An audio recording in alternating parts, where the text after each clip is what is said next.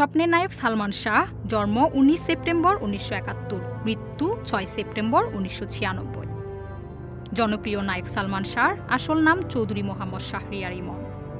বাংলাদেশের চলচ্চিত্র জগতের রাজপুত্র, আধুনিক বাংলা চলচ্চিত্রের সুপারস্টার, অমর মহানায়ক উপাধি দেওয়া হয় সালমান শাহকে।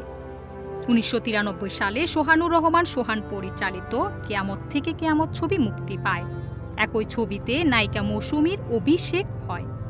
3.5 বছরের স্বল্প সময়ের কেরিয়ারে তিনি সর্বমোট 27টি চলচ্চিত্রে অভিনয় করেন, যার অধিকাংশ ছিল ব্যবসা সফল।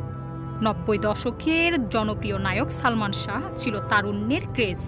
বিক্ষোভ, সুজন সখী, কন্যাদান, স্বপ্নের ঠিকানা, মায়ের অধিকার, তোমাকে চাই, এই ঘর এই সংসার, সত্যের মৃত্যু নেই, আনন্দ অশ্রু ইত্যাদি ছবিতে অভিনয় করার মাধ্যমে দেশের শীর্ষ তারকার খ্যাতি লাভ করেন।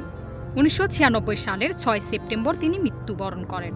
29 বছর পরও তিনি সমান জনপ্রিয়। মহানায়ক সালমান শাহ মৃত্যুতে CRSTV এর পক্ষ থেকে শ্রদ্ধাঞ্জলি।